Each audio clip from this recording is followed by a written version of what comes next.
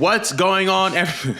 What's going on, everybody? Happy New Year and welcome to a new episode of the Culture 316 podcast. I'm one of your hosts and producers, Jordan Nahisi. Joined with your co-host Mo, not messing up the intro this time. Well, what's going on, everybody? Thank y'all so much for joining us for this episode. This is our first episode of the year, so Happy New Year, as I said earlier. As usual, if you are listening on Apple or Spotify podcasts, be sure to give the show 5 stars. Be sure to subscribe. If you're listening or you're watching on YouTube, be sure to give us a like, a comment, and a subscribe. There's been a lot happening in wrestling this week. I think it's just because my birthday was 3 days ago. But there's been a lot that's been happening in wrestling, and we're not going to waste really any more time. We're going to get right into the show. So first thing is first, this past Saturday or Sunday, I believe, was AEW's World End, coming from the Nassau Coliseum in Long Island, New York. And a lot happened. A lot of opinions have been coming from that event. I just wanted to know kind of some of the takeaways that you got, Mo, and how you felt about AEW's World's End pay-per-view. They're not considered a premium live event yet, but pay-per-view. Well, I'll be honest, I did not watch it in real time, and I listened to the fans on which matches pay attention to. So y'all said pay attention to the last 3. I paid attention to the last 3, and I actually did very much enjoy Jericho versus not Jericho, what the fuck? Edge versus Christian. That was very fun to watch. And I love the story. I love the video package that they did for it. I thought it was a hard-hitting match. They kind of like indied it up a little bit, but it still felt like I was watching like a WWE match. So I think it was very digestible. And I thought the match was fun. I personally wanted Christian to go over, but I see why they went with Edge, of course. So that match was fun. Eddie Kingston had a hard-hitting match with Jon Moxley, and he's the Triple Crown champion, if I'm not mistaken. Yes. So shout out to my uncle, okay?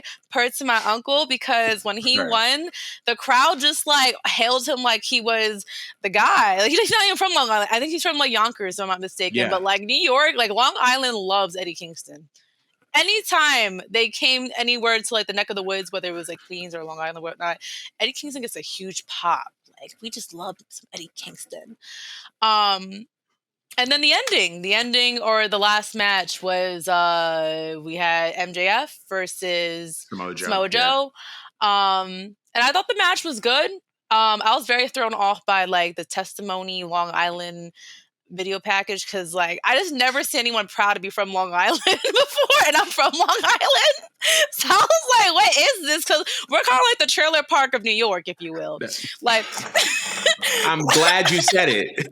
I'm glad you said it. Like, you see all those videos on TikTok and stuff where they talk about the boroughs, and they usually side-eyed and shun Staten Island, but the real problem it's Long Island. So to see a bunch of people just proudly be from the dustiest parts of Long Island, co-signing their love for MJF for being a Long Islander, it was just like, I cringed. I'm sorry. That took me out of it for a bit. I had to just fast forward. I was like, that was just weird.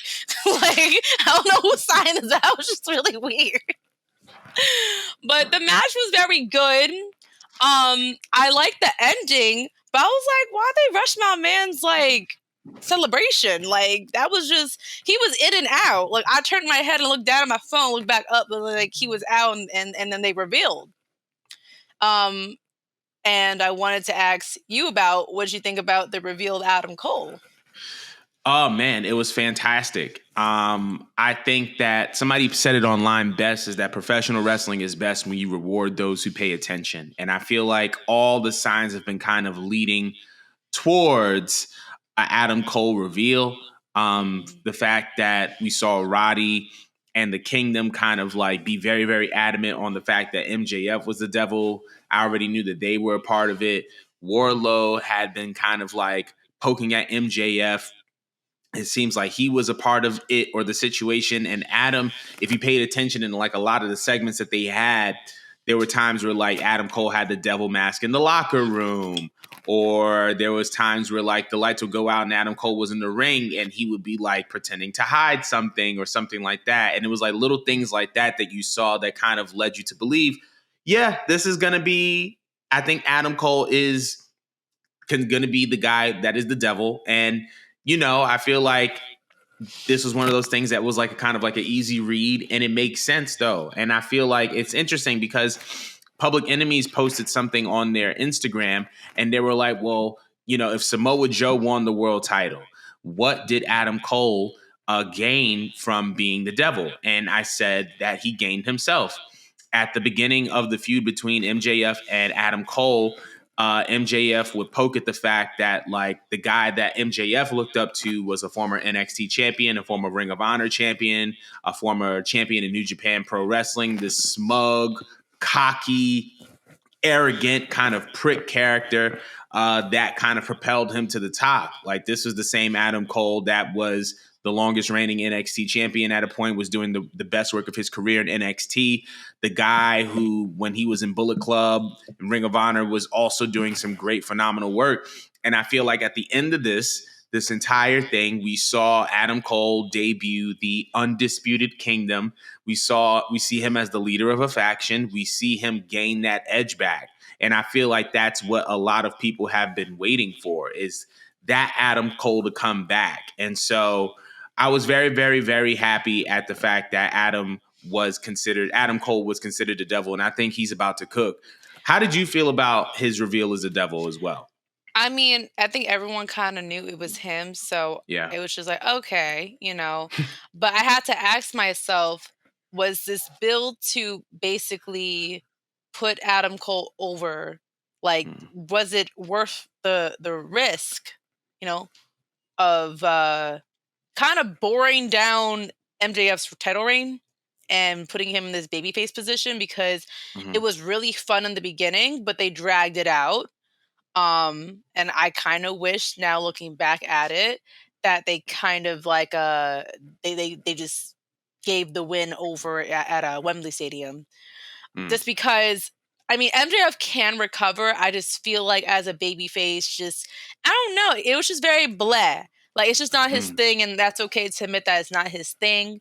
But it's just like, what now? Because are you gonna further push him as a baby face, because now he's gonna eventually butt heads with Adam Cole to finish off mhm, that feud? You can't just leave that hanging now that you know. Like you have to continue that. mm.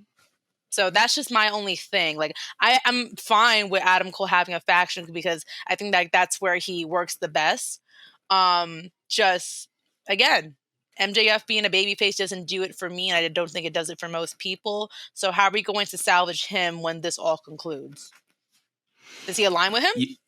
I don't know. And I think that that's a great question because we don't even know if he's still in the company. Remember, his kind of wrestler profile was taken off of AEW.com. We've also heard rumors and reports that he did not re-sign with AEW for 2024 and beyond. So we don't even know if he's a part of the company. And if so, that puts Adam Cole over more than anything, right? We also know that there's a potential that he may come back to AEW, but like he's been dealing with a lot of injuries. So I mean, like either way, I feel like, can MJF come back and recover if he were to come back to AEW? Absolutely. I think that the door is open, not only for him to come back, but to also have a faction of his own. We've been hearing a lot of rumors about different free agents. One of those guys is Alex Hammerstone, who I believe was in a former faction with him called the Dynasty back in MLW. So, I mean, there's always that potential for a reunion, and there's always a potential for him to kind of come back. But we'll see. I just think that this was it was less about how MJF looked, and it was more about how Adam Cole looked. And I think that there was a priority in putting him over, because I think that there's more dollars in Adam Cole having a successful 2024 than it is if MJF were to have a successful 2024, or a 2024 that would put him in the position of a main eventer. Um, so there's that. But I think that's kind of like my little thing on. I mean, other than that, as far as World's End, I feel like there was a lot of cool little details. Um, Yeah. Edge coming out in the WrestleMania 22 jacket, I popped for that.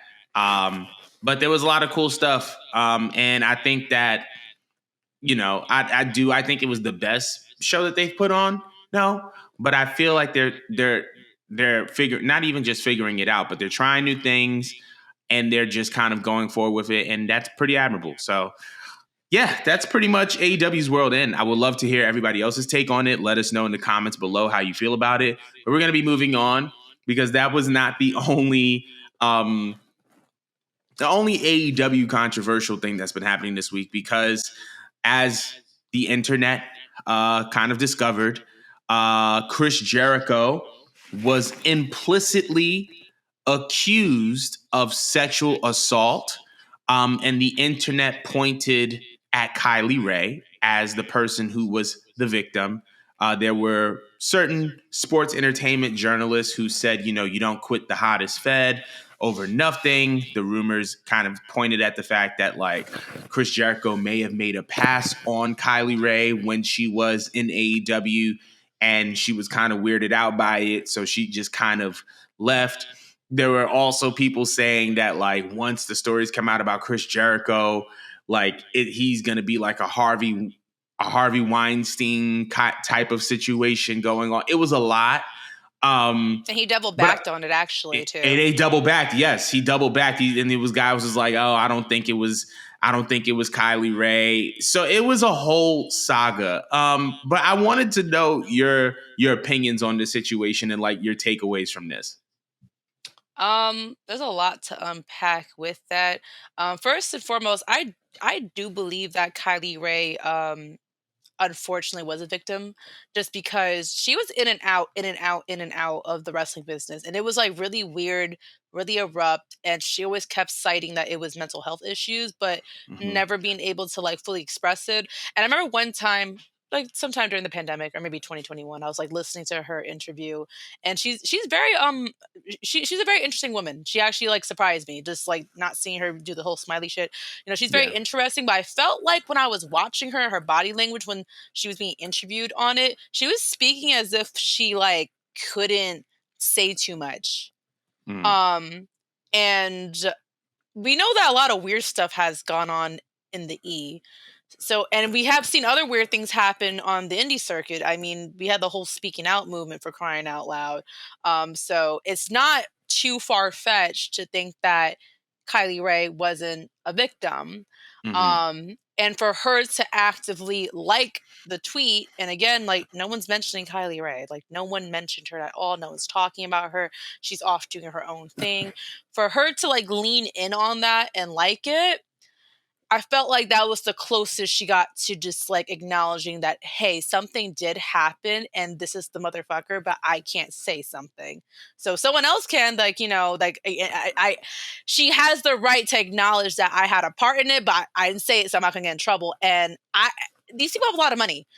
And I actually think that the person who double back most likely because maybe Jericho or Tony Khan might have sued. I could totally see that happening. They have the money to do it. I don't want to say too much, but if that did happen to Kylie, I feel very, very much sorry for her. I feel like women's wrestlers go through a lot. We're still, over time, slowly but surely unpacking and hearing some of their stories, because a lot of them have been NDA'd. And I don't really want to talk about it in detail. I rather wait till those recordings, those interviews come out on their own time to let them speak about their own story. Right. But it's just like a sad thing, because being a woman in that business is already hard to get a spot. And it's really, it must be really tough when you're trying to maintain a position, and you have like these higher figures who are in the best slots. They're tight with the bosses and stuff like that. They're doing wrong things, but you can't ruffle their feathers or maybe stand up for yourself, because like, I really want to maintain my position and be in this business, but they're pressuring you to do things that you don't want to do. It must be a very terrible position. And I don't know the details of it. Obviously, that's up to Kylie to speak up whenever she can, and hopefully will, for her own sake. But I wish and hope that she's doing well with her mental health. I did notice that Jericho didn't deny what he did, which is very telling. it leads me to think that maybe he has been. And then it kind of leads you to almost want to beg the question, did Tony Khan know? Because there was a press conference and he looked visibly annoyed that he was asked about it. But it just leads you to just think, like, did he know this entire time and he was just sweeping it underneath the rug because Jericho was very valuable to the company being started and putting it on the map by taking a WWE figure that has very big name value, and he just had to risk it because, again, the speaking out movement came out, everyone spoke up, and if you knew that this was the case, Tony, you look really bad as a company. Having this guy here for as long as he was, basically being the face of your brand, if that is the case. So this is a lot of things to unpack, and I feel like it's still going. So it's hard to have like a full circle thought. But do you have anything to add on to anything I just said, Jordan? I will say this, saying that going into a press conference and when you're asked about an incident like that and then saying, we have the safest record of any wrestling company. But like 3 months ago, you were just on TV saying that you feared for your life when the Punk thing happened. Is kind of weird. But I mean, to kind of piggyback off of what you said, like I think that, oh wow, my light went out. That probably just whatever. Damn. Like I feel like it's very, very, very, very telling. I think that there were some tweets that like Chris Jericho even liked, where it was like, these cats are trying to cancel me and they're not going to. They're trying to cancel the GOAT. You can't cancel the GOAT. But here's what I will say though, right? And in regards to, because I think that that's kind of where this is leading to, is like this idea of Chris Jericho being canceled. And I think that it's very important to note that the idea or the whole point behind canceling is to withdraw support, right? When you cancel somebody, you are withdrawing your support for somebody in light of the fact that they did something wrong. The problem is you can't cancel someone that you've never supported. And this is kind of the same issue that we saw in wrestling with Vince, right? Was like, he gets accused of all these things. He does this, he does that. We hear backstage stories about him. But when No Chance in Hell comes on, everybody's singing it once he comes out. When Judas comes on, everybody's singing it when Jericho comes out.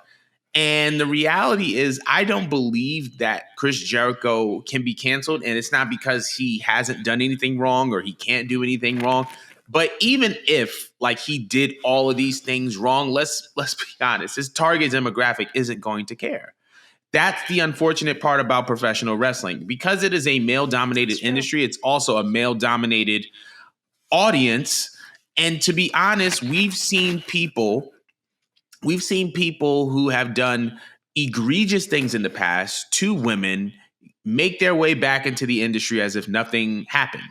And it's just like, oh, but he's the GOAT, but he's the man, and woo, woo, woo, woo, woo, woo, woo. But it's like, to be honest, I don't think that Chris Jericho can be canceled, because even if he were to do all these things, the people that support him are not going to withdraw support of him.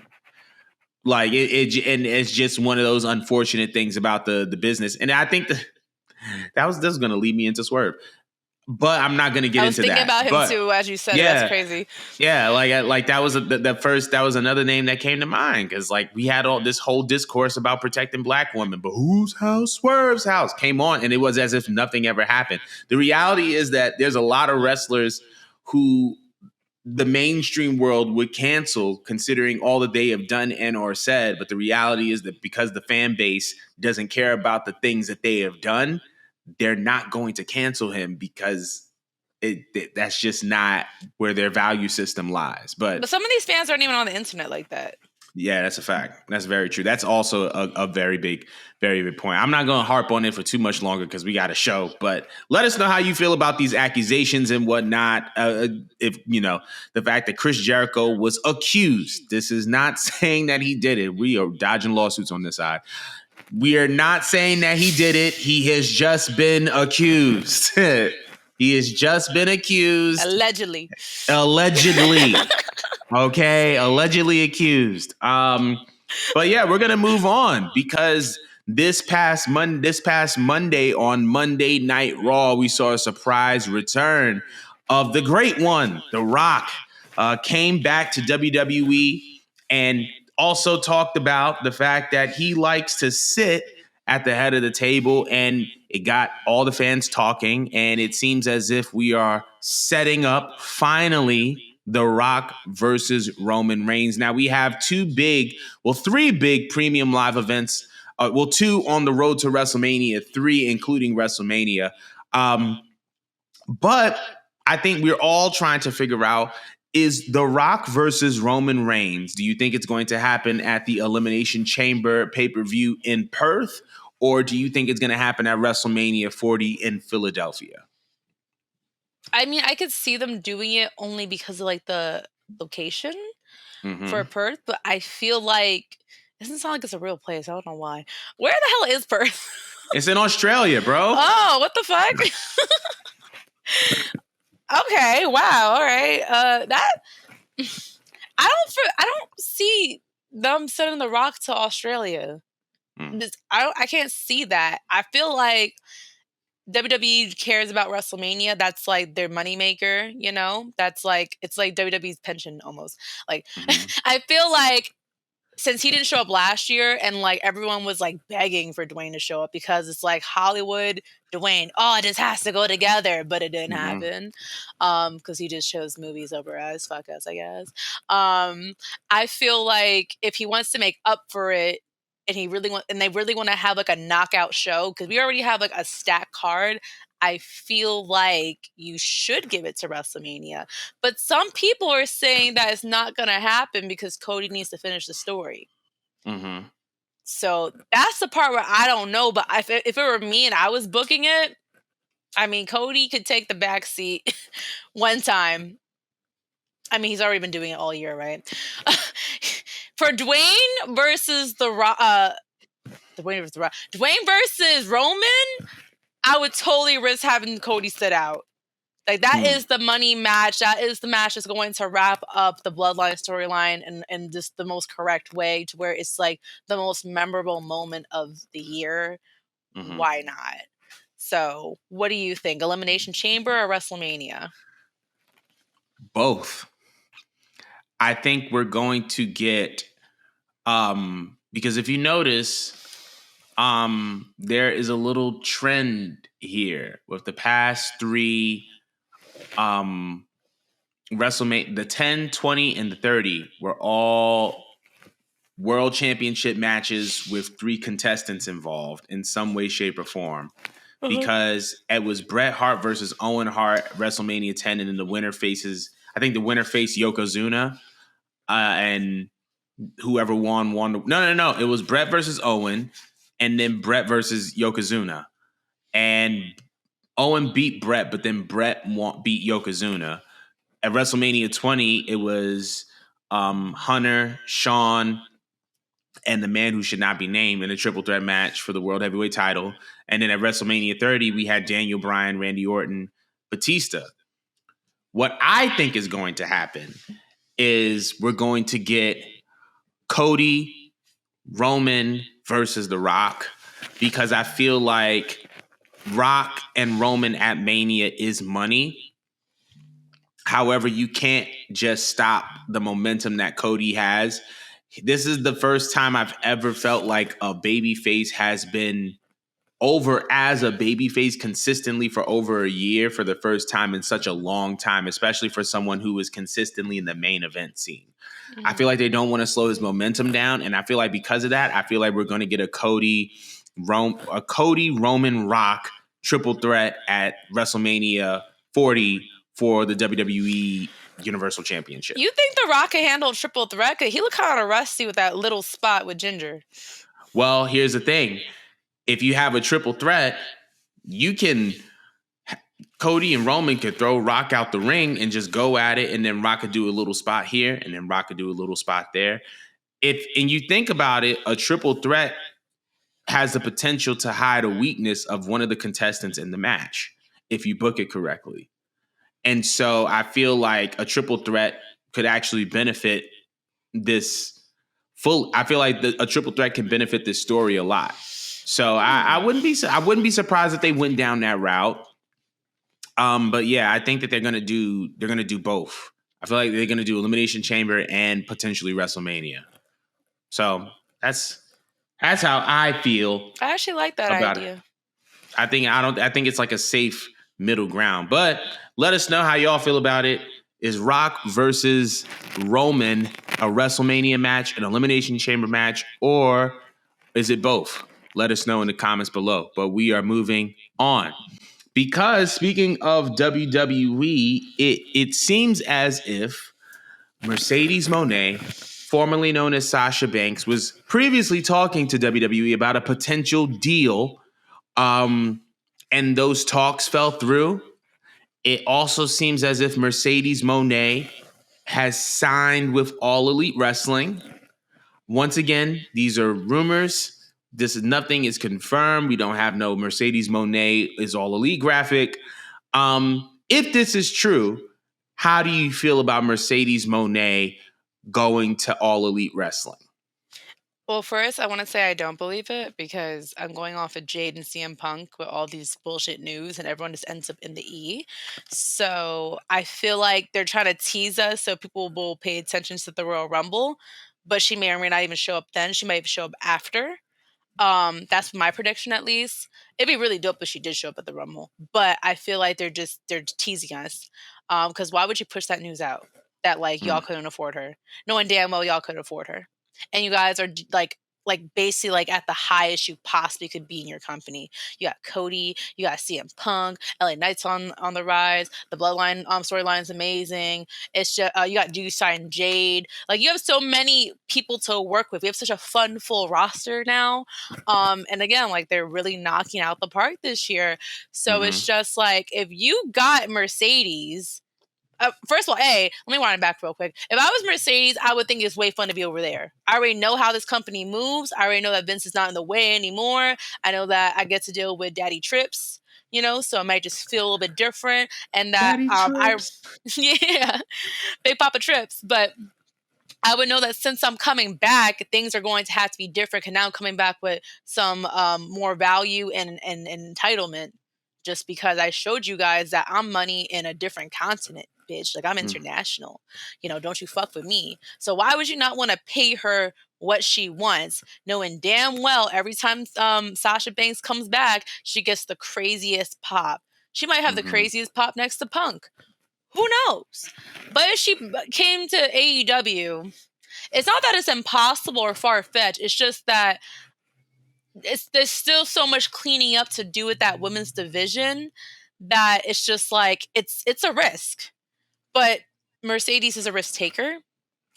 So while I don't want to see her there because I would prefer if they tighten up that women's division and then put her in, I feel like her being her and her impact on the women's division while she was in WWE, or her impact when she was in Japan. I could see her wanting to like take like a dominant leader role where she kind of facelifts the whole entire division on her own. And like she did the impossible. Like Kenny couldn't do it when he was leading them. Whatever the fuck Tony was doing wasn't working. I forgot who's leading them now. But I could see her posing the idea that like, all right, if you're gonna have me here, you're gonna pay me X amount, but I get to have creative control on what we're doing here because this looks like an abomination and I'm not gonna stand for this shit with my name attached to it. So it has potential because she's there. I would just hate for it to fall stale. But if I had to choose, I actually would love it if she went back to the E. But what do you think? Funny thing is, I actually agree with you. I think that the sheets are being worked, and I think that we're going to probably see Mercedes slash Sasha in WWE. She filed 3 new trademarks as well. Monet Talks, I think Monet Wears, and something else. But I also believe that we are now in an age where, I mean, like they've talked about it that Triple H is going to be, this is the first time Triple H is in full creative control of the Royal Rumble and WrestleMania this year. And so this is the first time he's creatively in full creative control. And we know when Hunter is in full creative control, that man is just as outside the box as anyone in this business can be. So I wouldn't be surprised if someone like Hunter is like, we're just gonna like put up some smoke and mirrors and we're gonna finesse and see Mercedes eventually land in WWE again. If she's in AEW, I wouldn't mind that either. We heard Tony at the World's End press conference say that he's going to be very, very active during free agency, which we already saw shades of that this past episode of Dynamite, and we're going to talk about that a little bit later. But yeah, I wouldn't be surprised if we see her back in WWE. Tangent, and this is not just because I have unmedicated ADHD. You spoke about the AEW women's division. And it was so funny because I think you retweeted a video about Britt Baker, and Britt Baker was like, listen, we have loud, passionate fans, and they said they wanted to see less Britt Baker on their screens. So I stepped back, and then they were like, well, how do you feel about the women's division now? It's just like, well, you tell me. I would just want to say, Britt, I'm so sorry, because you're right. I'm not going to even lie. You're right. The fans didn't want to see as much as you. You fell back. And now it's kind of rough. Like, I'm not going to lie.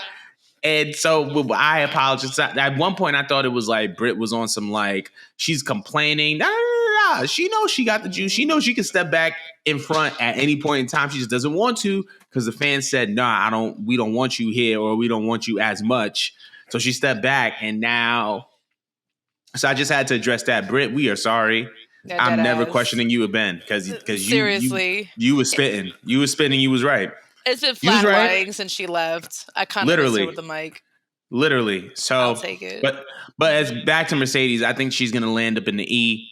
But either way, I'm gonna support her wherever she goes. But speaking of Sasha Banks / Mercedes Moné, it seems like her best friend is heading home because it was reported that the current TNA Knockouts champion Trinity Fatu, formerly known as Naomi, is set to return to WWE.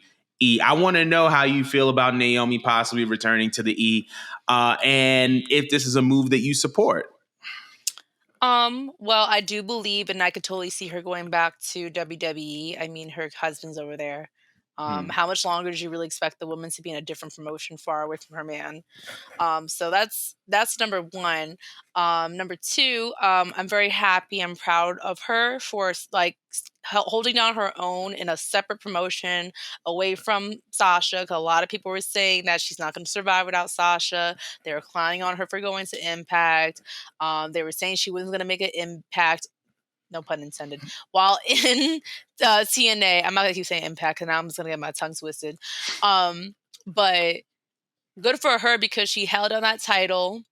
She looked like a star. She looked like she had a damn good time. It probably was like a bit of a vacation and gave her time to express, her creativity, which we got to see her do. But I could totally see them bringing Naomi back because she is an asset. And there's so much you could do with her. You could insert her back into the women's division and, as like maybe a collateral, like, give her a title run, Right. and see what happens when she, since she held it down in TNA, like, we could see the match she did over there. Now it's just like, all right, like the fans loved and followed her over to TNA. Let's just give her another run here in the E with maybe not the tag team belt, but with the world title, or if she wants to have a ball down at NXT, she could also do that too. There's so many fun faces that I know that Trin could play around with, but also, I mean, she's married to one of the people that's part of the Bloodline controversy. So it's just like, you could really pair her up with her husband and let that take on a story of its own. So there's so much you could do with her. I totally believe she's coming back, and I'm interested in seeing like what they would do with her. But primarily, I do think they're going to stick her back into the women's division. What do you think? Personally, I think that, first of all, I just want to say shout outs to Trinity because she took a chance. She went to TNA / Impact and she upped her value. I've always considered her to be a valuable talent. I don't think that we've seen her be the face of a women's division the way that she was the face of TNA, not TNA's women's division. And we're talking about a women's division that is diverse, that is reputable, that has been consistently good for a very, very long time. She's had great matches. She's added things to her repertoire. And so it's just very, very good to kind of see her be in a position where she isn't going to go back into a situation where she's going to be mistreated because she's shown how valuable she is. I personally believe that I don't think that Trinity needed anything physically or wrestling wise. She just needed to be in a creative environment where the people in that environment value her. And if this company is truly under the creative control of of Triple H, I know for a fact that Trinity / Naomi is going to be valued and utilized in some pretty amazing ways. So I'm really, really excited about Naomi's potential return to the WWE if that is in fact in motion. And that's pretty much all I have to say about that. But we want to know how everybody else feels about Naomi possibly going back to WWE. However, we're not done there with the debuts and the returns, because Tony Khan said that he was going to be busy during free agency, and he wasn't lying, because on this past episode of AEW Dynamite, we saw the debut of Deonna Purrazzo. Purrazzo is a former TNA Impact Knockouts champion, a former AAA Reina de Reinas champion, as well as a former Ring of Honor World Women's Champion. And she is now officially on the AEW roster. I wanted to know how you felt about this acquisition for Tony Khan and for AEW. Does it move the needle? How would you feel? How do you feel, I should say? Okay, so I like Deonna Purrazzo, but I'm like a hardcore fan of Deonna Purrazzo. I noticed that like she does entertain a certain, audience. There's always going to be like different like niche audiences when it comes to women's wrestling. You're going to have the people who want to see gorgeous women that can wrestle, some people that just want to see divas.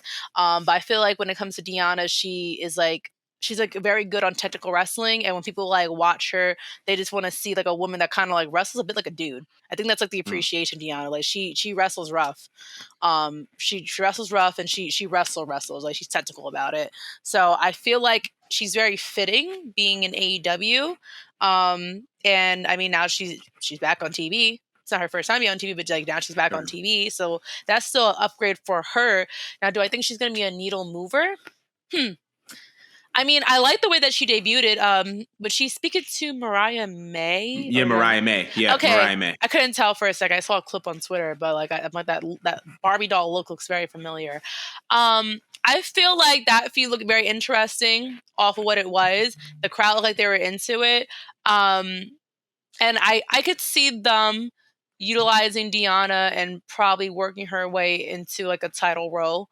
Just because she really could do it all. She could cut promos, she could wrestle, and like I said, she kind of already has a fan base of her own because she really held it the fuck down while she was in TNA. Like I don't know how long she had that belt, but it felt like forever. Like I felt like I saw her have a belt on her since like the pandemic or some shit. Like she was always doing something, and she was always pretty much like the headliner wherever she was at. So I think she's an asset. I think it's fitting. I don't really see her ever coming back to the E. I think she would stay there, and she would do very well over there. I don't know what feuds I would see her in, though. Do you have any feuds, and what do you think about her being in AEW? I can definitely see Deonna versus Mariah May. I can see her versus Britt. I can see her versus Athena. I can see her versus Toni Storm. I can see her versus Ruby. I can see a bunch of matches for Deonna, but I think it's very, very important to note that Deonna is another one. Deonna and Trinity were kind of in the same kind of boat in the sense that they were both in WWE. They both, were no longer in WWE, and then they went elsewhere and they upped their value. And I feel like Deonna, I think Deonna was so accomplished and not only proved that that she is in my opinion, a phenomenal wrestler, which I think that a lot of people saw glimpses of when she was in NXT, but she can also be the face of a division. And I think that AEW needs that. AEW can't just depend on Britt Baker or depend on the potential acquisition of someone like a Mercedes Moné. You need people in your division who can go and who are ready, and not just workhorse people who you can put on TV as the face of your company. And I feel like Deonna Purrazzo is definitely someone who has that potential. Like I said, like you said, she can wrestle. Like she is like her persona and like her gimmick reminds me a lot of Triple H's Blue Blood gimmick, which I thought was very, very interesting. But like, I think that like she is just like a wrestler's wrestler. In another life, I would have loved to see her versus Natalya, especially like now. I would love to see her versus Natty. But like, I feel like she could be the face of AEW if they go about it correctly. And I just think that Deonna is going to be special in AEW. You know what I mean? And so I'm very eager to see what happens. But I want to know how everybody else feels. How do you feel about Deonna Purrazzo signing with All Elite Wrestling? But once again, the debuts doesn't stop there, because last night it was Wrestle Kingdom 18 for New Japan Pro Wrestling. And we saw Bryan Danielson appear. We saw Jon Moxley, Will Ospreay, and I believe it was David Finlay. And I think they were competing for the IWGP Global Championship, a newly minted championship that is meant to kind of take the place of the US/the United Kingdom title. It's kind of eerily similar to the Intercontinental title that they unified with the World title. But a new face popped up on the scene for New Japan, and it was none other than the man formerly known as Dolph Ziggler. He sat ringside for the match, got into an altercation with David Finlay at ringside, and then attacked him in a press conference after the match, and kind of grabbed the belt and kind of insinuated that this is the title that he's coming for. So Dolph Ziggler is in New Japan. How do we feel about this? Because I have thoughts, and I'm very, very happy. But I want to know how you feel about Dolph Ziggler appearing in New Japan Pro Wrestling and challenging for the IWGP Global Championship. You know, I was so wrapped up with thinking that he's going to just go to AEW just like everybody else that I didn't even think about New Japan. And then when I saw that clip of him show up, I was like, wow, this actually makes the most sense. Just because, like, the way Dolph wrestles, and, you know, he could keep up with, like, those long matches. He's obviously really good at wrestling, very good at selling. He's going to make everyone else around him look fucking great. But I do feel like he's a very underrated, underutilized star. And I think that he is very valuable to the company. As soon as I saw him over there, I was trying to think of names that are still technically in Japan, and correct me if I'm wrong on any of them, but I was thinking that it'd be pretty dope if I saw him, of course, with Okada, because that's a no-brainer, right? Will Ospreay is technically with New Japan. Is he? AEW. AEW. He's officially AEW. So I can't see that unless Tony Khan does his little contract thing. Okay. Well, I wanted to see Will Ospreay versus Dolph Ziggler. Then I was thinking about Naito. Is that his name? Am I pronouncing his name wrong? Yeah. I thought that would be really fun. I mean, David Finlay's pretty awesome. What's his name? The guy that I like a lot that be technical wrestling his ass off. I'm having a brain fart. Zack Sabre Jr. Yes, that'd be cute. That'd be really cute. I need that. I need that now, actually. So I feel like there's a lot to do with Dolph. God, I was just tongue twisting just now. But I think that is very fitting. And he's gonna actually have, like, you know, a lane to call his own, you know, and it's like a long time waiting, because I just feel like he's just been idle while he was in the E. He's been keeping himself busy and stuff like that. But I would love to see him, like, be presented as, like, top of the top and work his way up to the world title. So what do you think about it? I think that this was the best move for him. I feel like one of my concerns with AEW when it comes to the men sometimes is that they have such a loaded roster that they put you in the main event scene, and then you lose, and then you die out, and then the momentum is slowed. But I feel like in this case, New Japan's kind of decreased momentum benefits someone like a Dolph Ziggler, because Dolph Ziggler is the star power that they need and the wrestler that they need. This is someone who a lot of fans around the world and a lot of wrestlers know him to be a guy that's at the top of the food chain as it pertains to his wrestling ability, as it pertains to his matches, his ability to storytell in the ring.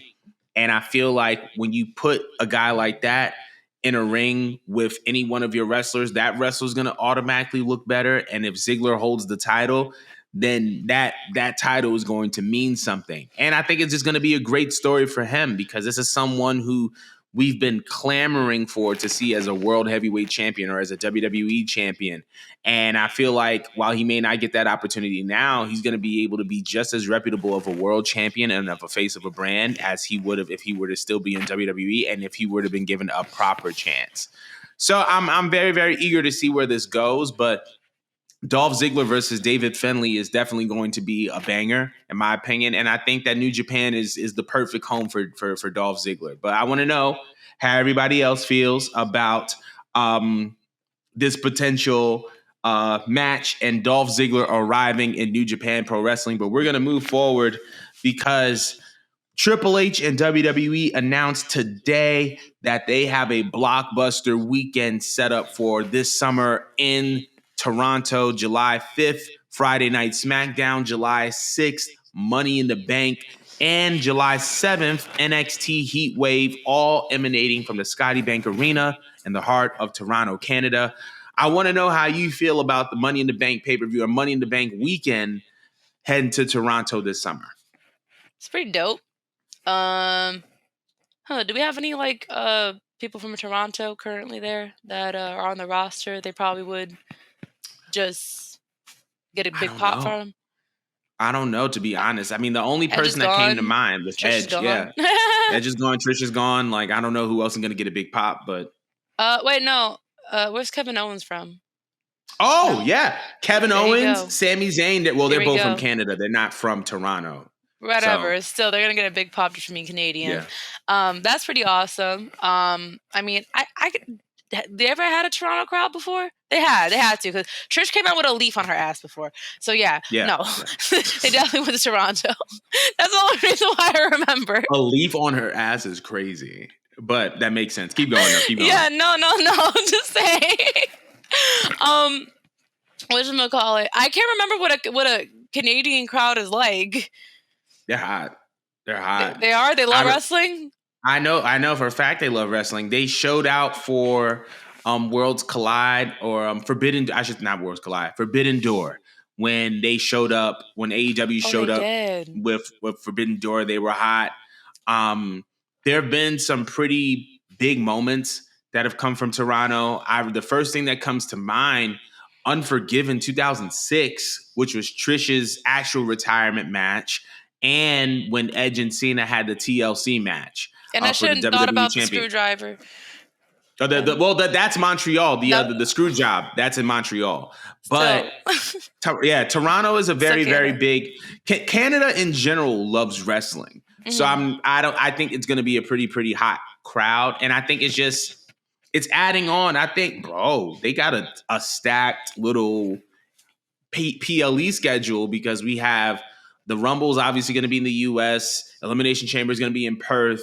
Then you have Mania in Philly. Then you have, Money in the Bank in Toronto. You have Bash at Berlin in Germany. You have Backlash in France.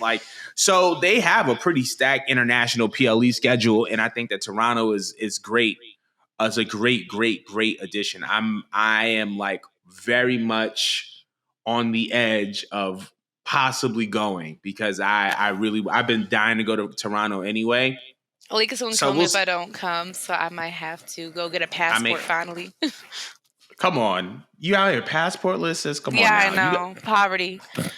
Not poverty, but I think that this is going to be really, really good for them, and I may have to go up to the 6. I may have to visit my little friend Aubrey up in the 6 and make that a thing.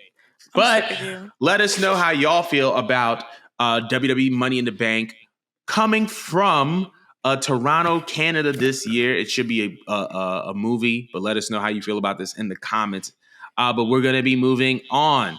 So also Triple H was kind of talking about the year, the 2023, that WWE has had, and he says that it was WWE's biggest year ever. And he cites that multiple records are broken. If you're looking at me and I'm looking at my screen, it's because I'm looking at the notes because I don't want to miss anything. So he says that there were multiple records broken, and that includes the highest social media views ever, highest merchandise revenue ever, highest sponsorship revenue ever, and highest grossing ticket sales ever. And obviously, this comes on the heel of a very, very successful WWE Live holiday tour where they had a record gate for 8 shows and I believe 4 sellouts. They were in New York, LA, and some other cities. But 2023, WWE's biggest year. Why do you believe that WWE had their biggest year this year?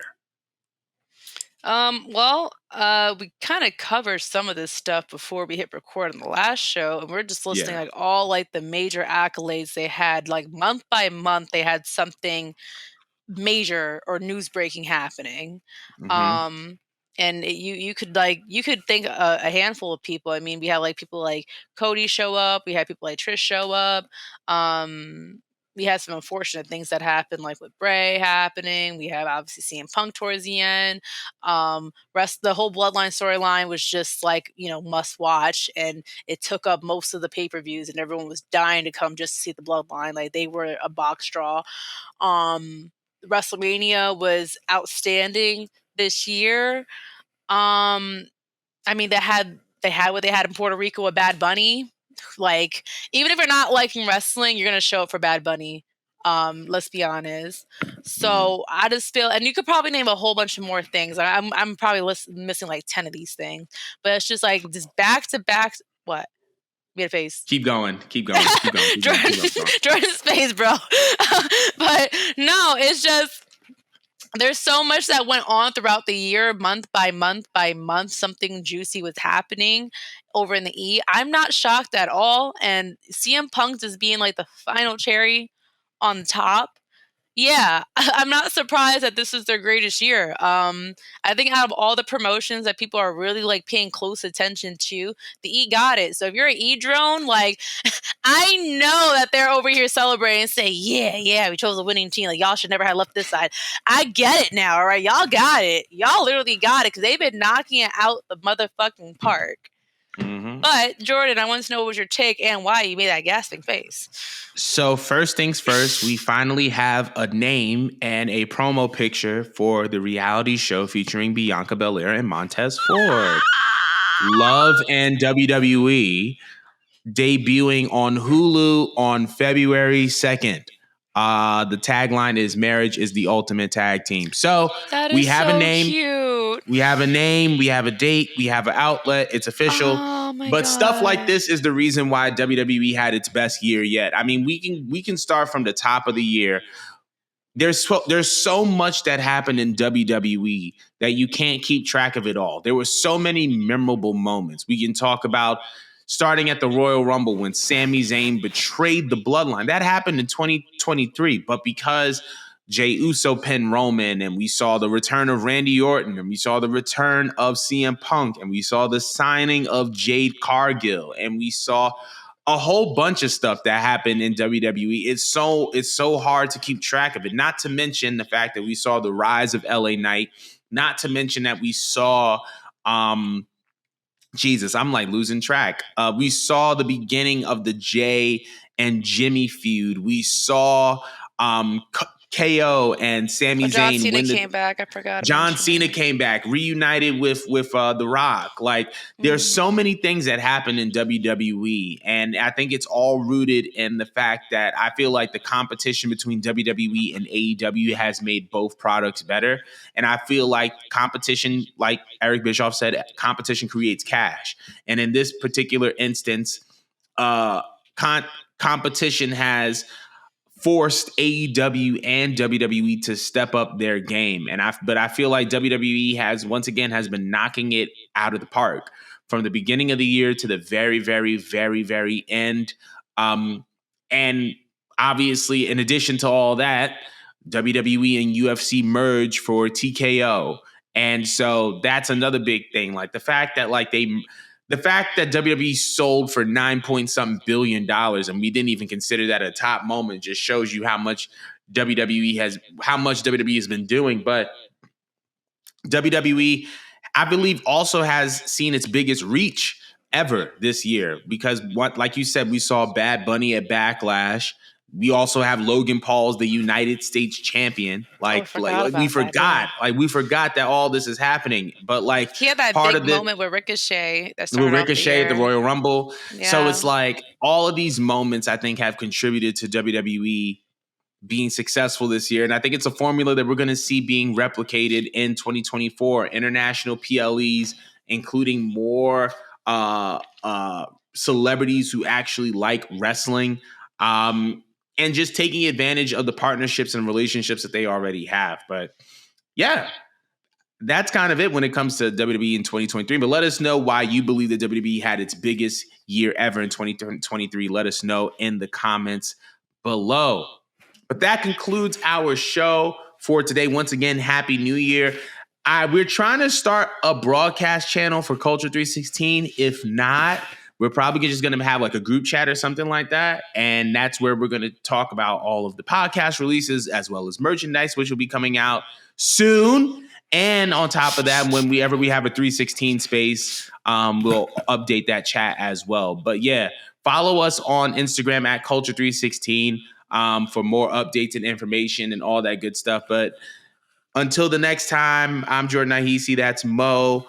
And we'll see you guys next week. What was that? New Sounds 2024.